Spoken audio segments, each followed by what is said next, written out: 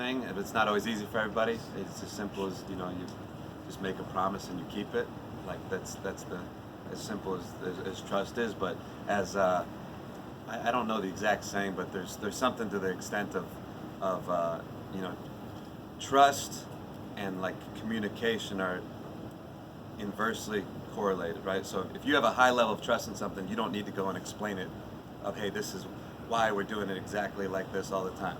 So if you trust me and I tell you, hey, we're going to do it this way, that's a great idea. Coach has my best interest in mind. Great, I'm in. If you don't trust each other, then every single thing is going to be met with skepticism. And so when you're talking about, limited amount of time, some high pressure situations, trying to meet and practice and prepare to play a game. If you trust each other and you believe in, everyone's intentions being totally for the team, totally for the benefit of each other, things are always going to go a lot smoother. So I think that's something that's been building for a while. I don't think that it was necessarily ever a problem for us before, but I think that it's exceptionally strong right now. On the right, Andrew? With specialists, I know some programs are more hands-on than others. Where do you and this staff fall in that regard, on that spectrum, especially as it relates to Jake? Yeah, so that kind of thing is both about the actual players as much as it is about your own philosophy, because Jake and Brad are such veteran guys.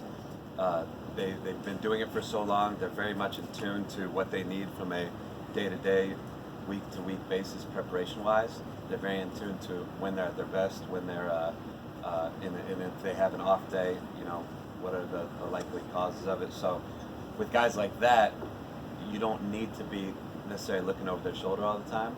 But then on the flip side, a guy like Tommy Doman, who's a guy who everyone knows is going to be a great player for us, who's not playing at all right now.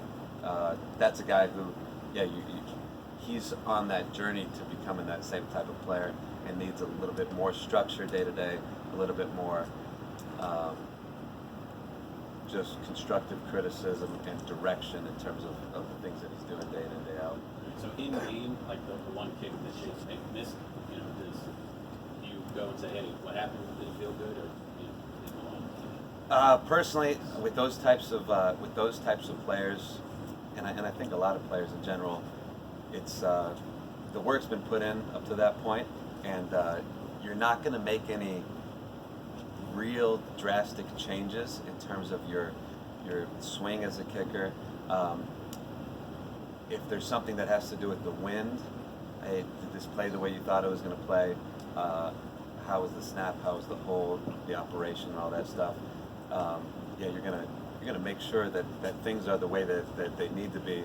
But it'd be akin to going in the middle of a round of golf, someone saying, hey, do this with your swing. Well, everyone that's golfed has been there, that next shot's probably going to be a brutal shot, right? There's just certain things that you don't want to start thinking about too much in the course of a game, and kicking and punting a football is certainly one of them. And those guys are so good that they spoil you, because it's like they'll come off and tell you exactly what happened. It goes back to the first part of the question, which was that they're so veteran that there's very few things that can happen for them that they don't already know it before you can say it to them, which is true of Stuber's like that, Kate is like that, Hassan and Blake are like that. Like, you guys are probably like that as media folk. So it comes with the level of experience. Thanks. Josh? When Ronnie went down, Jim was very open about wanting someone to take over the punt return role, someone to step up and kind of take the reins of the thing. What has AJ done to kind of take over that role and really grasp the reins of it and take it over?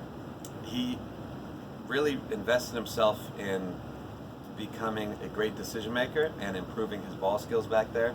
It's a difficult thing to do, and it's not a thing that I don't think most people know that, but it's very different from just catching a football. There's a lot that goes into it in terms of how the punter kicks it, the way that the ball spins, the flight of the ball, the wind, the sun, the rain. There's a lot of things that go into it, so it's not as simple as just, hey, what about this guy? Put him back there. You look around college football and there's plenty of dynamic players who don't return punts. most of the time it's not because they're trying to like save them or something. It's because the guy can't catch punts. It's a tough thing. So AJ, he's been working at it for a while. He's getting better and better, and that was kind of an opportunity where, you know, he was actually a little bit further down the depth chart, invested himself in it, really wanted to do it, and got himself to the point where we looked at him and said, "Great, you know, you're good enough. We trust you," and you know, he's done an awesome job so far. He's been explosive, and it kind of, the guys look back there, they see who's back there, and it inspires them to play harder, do a better job blocking downfield, making great decisions downfield, being smart, and the whole thing feeds off itself. It goes back to, you know, when you talked about trust earlier, when you're a punt return player and you know AJ Henning's back there, you have to have a level of belief in, like, man, this guy, he could do anything with the ball in his hand. I mean, it looks like he's going to get tackled and he's not, so I'm going to play harder. I don't want to commit any penalties, take any big plays off the board.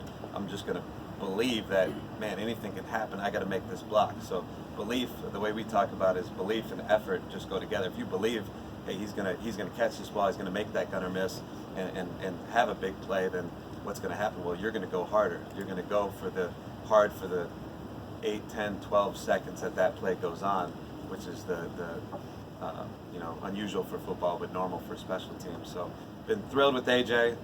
Love the depth of the guys behind him as well, and we're gonna try to keep doing a good job in that phase. Yeah,